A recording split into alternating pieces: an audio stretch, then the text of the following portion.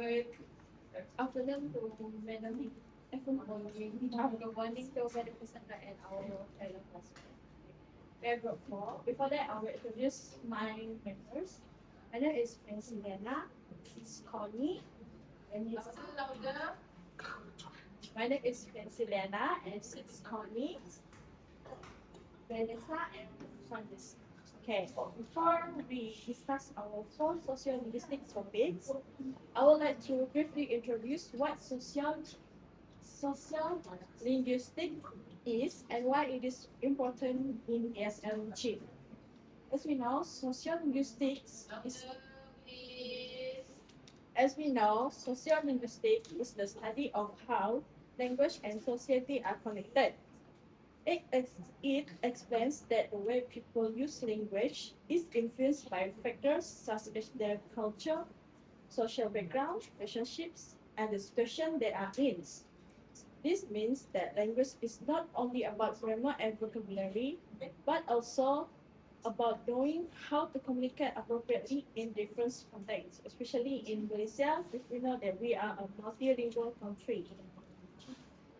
For ESL teacher, it is important because first one it's develop communicative competence beyond grammar and vocabulary. Second, it supports inclusive and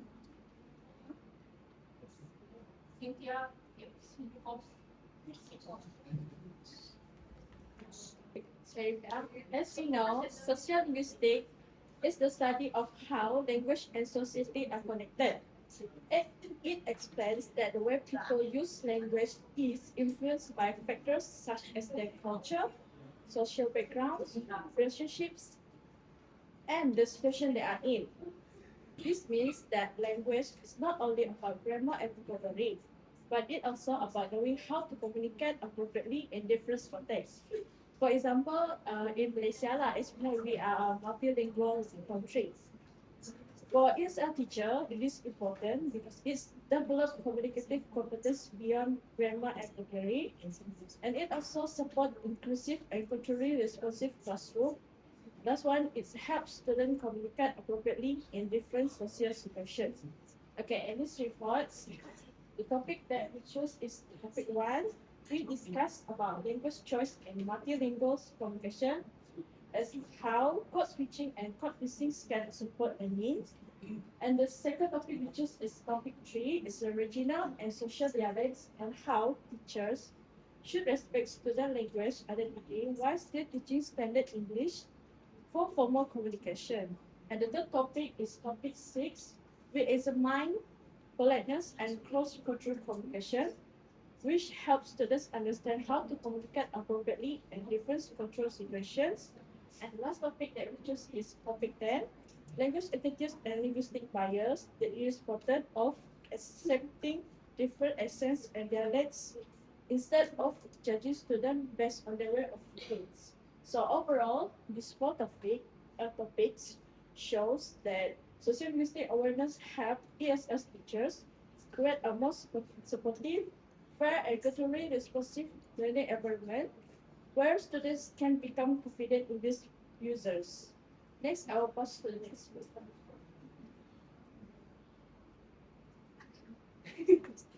Okay, so next I'm going to expand on this understanding student linguistic diversity to improve learning. So why am I explaining this topic? So basically this topic is connecting topic 3, which is regional and social dialects, and topic 10, which is language attitudes. So as we all know that Malaysia, we are in a multilingual country, so the language we use every day is different language. So for example, as a students who speaks their L1, which is their first language, Ibas or Melayu in their home, and then speaking with friends using Bahasa Melayu, and then speaking in the classroom using English. So in this scenario, we will know that they are using different languages in different scenarios. So according to Homer's Evolution 2022, language reflects a person's identity, culture, and social background. So as an ESL teacher, we should not see multilingualism as a problem, but we should recognize it as a valuable resource for learning. So now we see the benefits. So here we have 4 benefits for ESL teachers. So, and the first one is understanding students' linguistic diversity helps teachers design inclusive lesson plans, where teachers can connect new English knowledge with students' existing language knowledge, making lessons more meaningful and easier to understand. And next is strategic translanguaging. So do you all know that part is strategic translanguaging? So it means it briefly using students' stronger language to explain difficult vocabulary or grammar before asking them to complete activities in English. So translanguaging should only be used as temporary support because English should remain the main language for communication in classroom. So next is social competence help teachers provide accurate feedback. So students may speak English with different accents or dialects because of their mother tongue. Like me, I also got accents. Not everyone is standard enough. So for example, as like English speakers, they are going to use like wrong vocabulary or grammars. For example, like here or she would say, I go to school yesterday. So teachers should not make this context as like mistake for them, but they should correct them grammar by explaining why we should use when, why we should not use go because of the yesterday, why because of yesterday is its past, so we need to use past tense is when. So next is fair assessment. Teachers should assess students based on their communicative competence rather than their accent or dialect. During a speaking assessment, two students describe the same features, one with strong accents, while one is more standard English, so there will be similar marks given because they are explained in the same context. So here will be a positive impact on learning, which is understand lessons better, and students will actively participate in class and they have greater confidence in speaking English. And lastly is improve English proficiency. So to sum up, social linguistic competence transforms linguistic diversity into a valuable resource for effective teaching and learning. So next I pass to next person.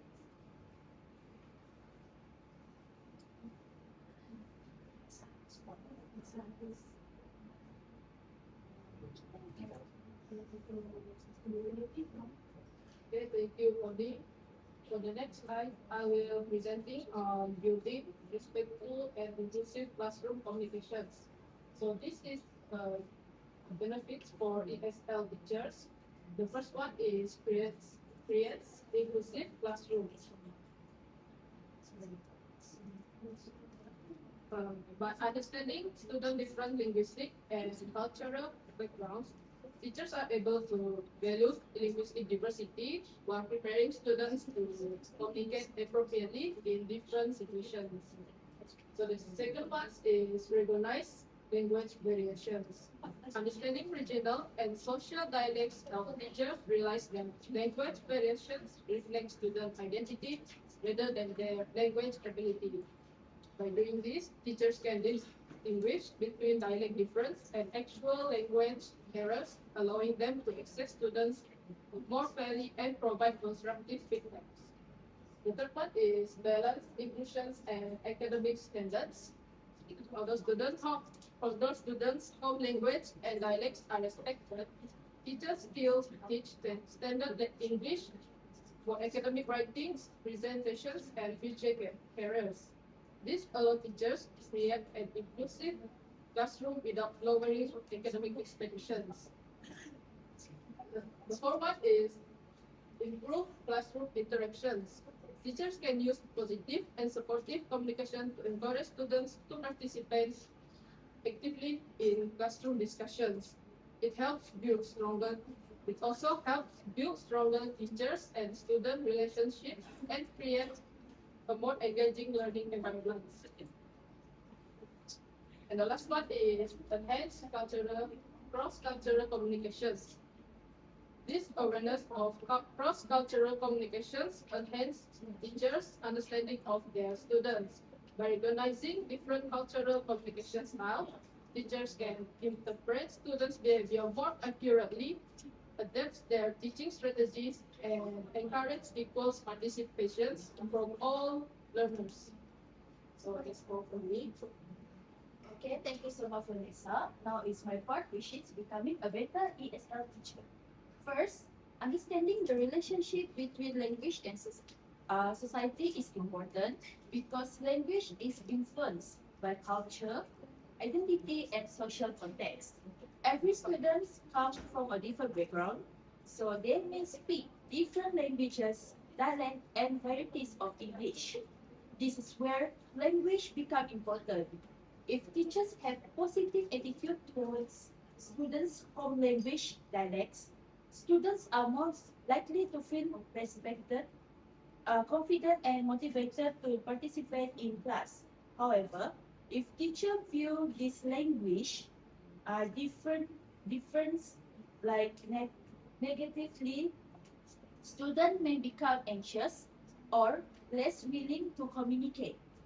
Therefore, teachers should develop sociolinguistic competence, which means understanding how language varies across different people and situations. This helps teachers create an inclusive and supportive learning environment where every student feels valued. The next one is we move to applying sociolinguistic knowledge. To apply sociolinguistic knowledge in classroom, teachers should use several effective teaching practices. One example is code switching. Teacher can temporarily use students' first language to explain difficult concepts or give important instruction.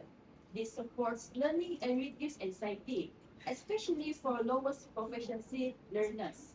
However, it should only be used as a temporary scaffold so that students continue to practice English. At the same time, teachers should respect students' home language and dialects while teaching them to use standard English in academic and professional contexts. This reflects to topic 6, which emphasize using the appropriate style, context, and register depending on the situation. Teacher also, um, Teachers should also teach politeness, languages, and intercultural communication so that students know how to communicate respectfully with people from different culture background. This helps students choose appropriate language based on their social context while maintaining positive attitude towards linguistic diversity. So, as you can see here, topic 10 and 6 are closely connected. Positive language attitude encourages students to value linguistic diversity, while understanding style, context, register, politeness, and cross-cultural communication help them to use language in different situations. By applying both of these sets together, EXL teachers can create an inclusive classroom that develops students' English proficiency, confidence, and intercultural communication skills. These are my thoughts. I will pass it to the next presenter.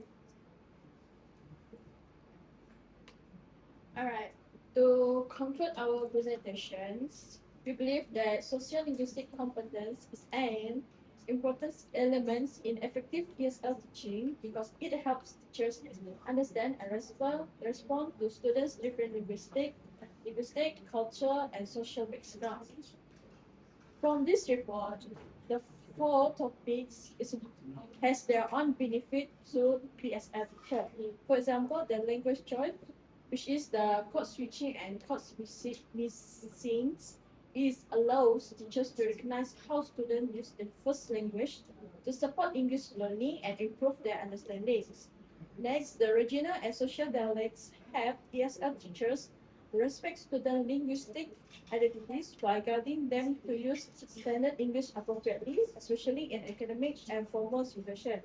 The last one, the politeness strategies, cross-cultural communication, and language attitudes help ESL teachers create a respectful interaction and prevent unfair judgment based on student accents or dialects.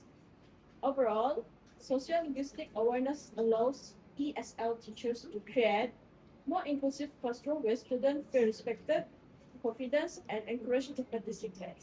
That's all from us. Okay, right. I'm gonna go back to question. Can we look